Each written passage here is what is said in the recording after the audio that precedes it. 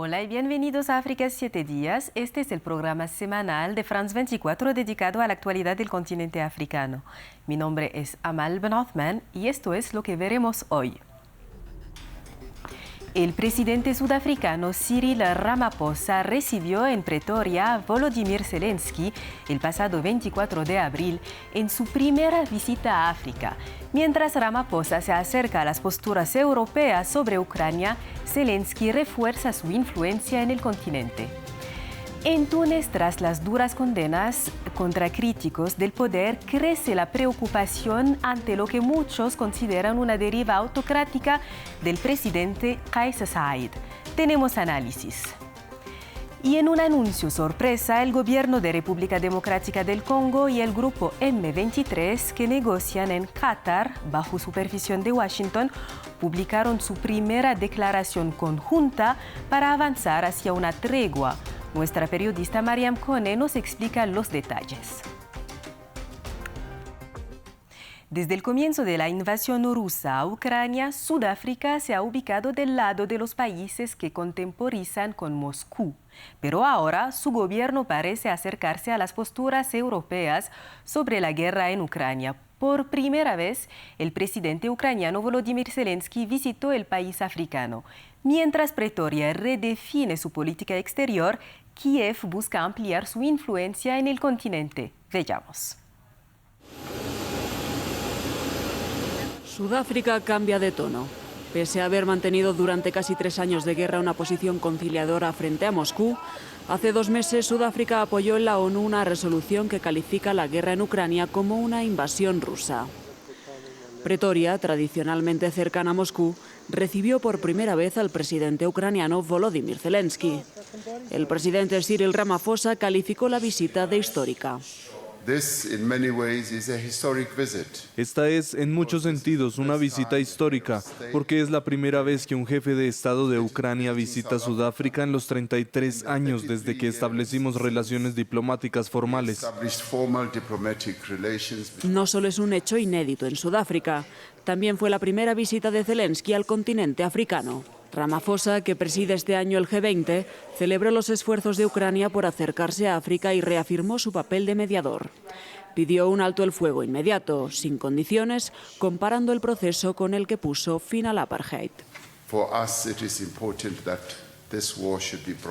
Para nosotros es importante que esta guerra llegue a su fin. Queremos ver primero un acuerdo para un cese el fuego y luego el fin total del conflicto. El cambio de tono en Sudáfrica ha sorprendido. Hace poco, en la cumbre de los BRICS, Ramaphosa llamaba a Rusia aliado y amigo valioso, pero su gobierno niega un giro diplomático y enmarca la visita de Zelensky en los esfuerzos por una salida pacífica. Ambos líderes han sido blanco de críticas de Donald Trump, quien llamó a Zelensky dictador y acusó a Ramaphosa de genocidio contra los blancos, además de rechazar la denuncia sudafricana contra Israel ante la Corte Internacional de Justicia. Analistas ven en estos gestos un intento de Pretoria por acercarse a Europa, su principal socio comercial, y la Unión Europea valoró la visita como positiva. Sin embargo, Sudáfrica no le da la espalda a Moscú y Ramaphosa habló con Putin para reafirmar sus lazos. Mientras tanto, Kiev refuerza su presencia en África. De casi no tener representación, ahora cuenta con 20 embajadas en el continente. En Túnez, la libertad de pensamiento y de expresión crítica hacia el presidente Kais Saied está, según la sociedad civil y organizaciones de derechos humanos, en grave peligro. Unos 40 opositores fueron condenados recientemente a largas penas de prisión por conspiración en un juicio que juristas y la sociedad civil denunciaron como una farsa. En 2021, el presidente Saied concentró todos los poderes. Su iniciativa contó con el apoyo de una población desencantada por una transición post-revolucionaria marcada por las dificultades socioeconómicas y la pandemia. Pero hoy crecen las denuncias de una deriva autoritaria sin mejoras visibles en la situación del país. Hatem Nafti, ensayista tunecino, nos ayudó a entender lo que está ocurriendo en Túnez. on a un pouvoir qui a beaucoup promis et qui n'arrive pas à Tenemos un poder que prometió mucho y que no logra dar resultados, y en esos casos lo que le queda como opción es considerar, y ese es precisamente el discurso que se sostiene desde el golpe de Estado, que toda la oposición está en contra de Túnez y sobre todo en contra del pueblo. Depuis ce coup d'État, c'est que toute l'opposition est contre la Tunisie et surtout contre le peuple. Sauf que, à mesure Pero a medida que pasa el tiempo y el poder sigue sin ser capaz de sacar al país del estancamiento, se ha refugiado en un relato donde todo se explica como parte de un complot. La crisis económica es culpa de un complot. La crisis migratoria, con la llegada de subsaharianos a Túnez, también se presenta como un complot para reemplazar a los árabo-musulmanes por personas negras. Todo se justifica a través de teorías de conspiración, y para sostener ese relato también necesitan ofrecer pruebas a la población, lo que lleva a realizar arrestos. et donc procéder à des arrestations. Y también le preguntamos a nuestro invitado qué alimenta en el presidente ese sentimiento de impunidad que le permite actuar sin enfrentar consecuencias. Alors, le président de la République est soutenu à El l'intérieur. presidente de la República cuenta con el apoyo interno del aparato del Estado, ese mismo aparato que concentró el poder de forma autoritaria desde la independencia en 1956 hasta la revolución de 2011. El aparato de seguridad, el ejército, la alta administración que siempre funcionaron bajo un sistema autoritario. Cet appareil d'État a été ébranlé par la révolution tunisienne qui La revolución tunecina sacudió este aparato de Estado al instaurar ciertas libertades y abrir el camino hacia la democratización.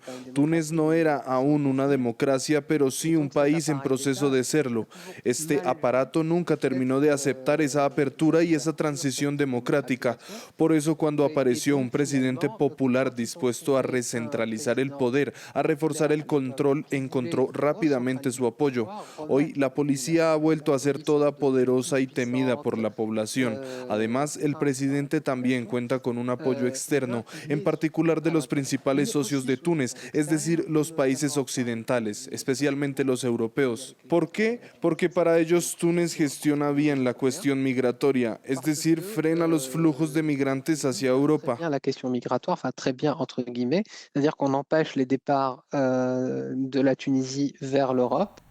El este de República Democrática del Congo lleva 3 décadas marcado por los conflictos, pero la crisis se agravó a principios de enero tras la toma de las ciudades de Goma y Bukavu por el grupo rebelde M23, respaldado por Ruanda y su ejército. Cuando parecía que la crisis no tenía fin, el 25 de abril los ministros de Asuntos Exteriores de República Democrática del Congo y de Ruanda firmaron en Washington, en presencia del secretario de Estado estadounidense Marco Rubio, una llamada Declaración de Principios. ¿Qué implica realmente este acuerdo?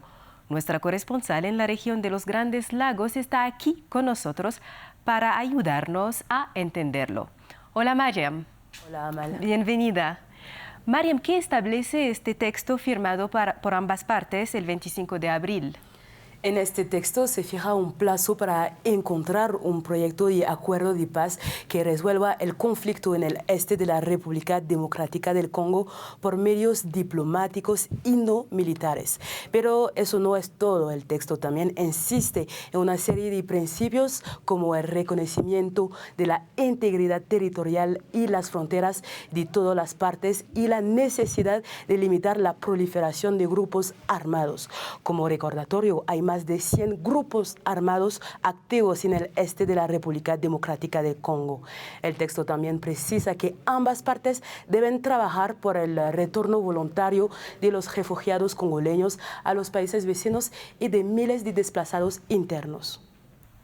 Y Mariam, se han producido otros avances diplomáticos dentro del proceso de paz en la región. Sí, exacto, Amal. La firma de la Declaración de Principios tuvo lugar 48 horas después de la declaración conjunta de tregua entre Kinshasa y el M23, negociada en Doha bajo la mediación de Qatar. Esto se produjo tras una semana de conversaciones. En los documentos publicados el 23 de abril, las dos partes se comprometen a trabajar para la conclusión de una tregua inmediata que podría conducir a un alto al fuego efectivo efectivo. Esta declaración fue una sorpresa general, ya que hasta ahora el gobierno congoleño se había negado a entablar conversaciones directas con el grupo M23, al que considera como un grupo terrorista. María, muchas gracias por estar con nosotros. Hablemos ahora de innovación tecnológica y acceso a Internet. Starlink, la empresa de Internet satelital del polémico multimillonario Elon Musk, sigue ampliando su presencia en África. Desde comienzos de este año, el servicio ya está disponible en 6 nuevos países: Níger, Liberia, Ghana, Sudán del Sur, Burundi y Cabo Verde. En este mapa vemos los países africanos donde Starlink ya está operativo, aquellos que han otorgado licencias, los que están en fase de prueba y el resto del continente, que figura entre los próximos objetivos de la empresa. Desde su llegada a Nigeria a principios de 2023, el crecimiento de Starlink en el continente ha sido notable. Hoy la empresa opera en 19 de los 54 países del continente y este número sigue creciendo. Pero más allá de sus promesas de conectar regiones aisladas y ofrecer un servicio de alta calidad, la llegada de Starlink plantea preocupaciones para operadores locales y gobiernos africanos. En materia de seguridad, por su cobertura transfronteriza difícil de controlar y la falta de supervisión por parte de las autoridades reguladoras nacionales. A nivel económico, se cuestionan su modelo de negocio poco transparente y la dificultad para que los estados recauden impuestos sobre sus operaciones. Y desde el punto de vista legal y administrativo surgen dudas sobre su compatibilidad con las legislaciones locales respecto de los derechos de los usuarios y la protección de los datos personales.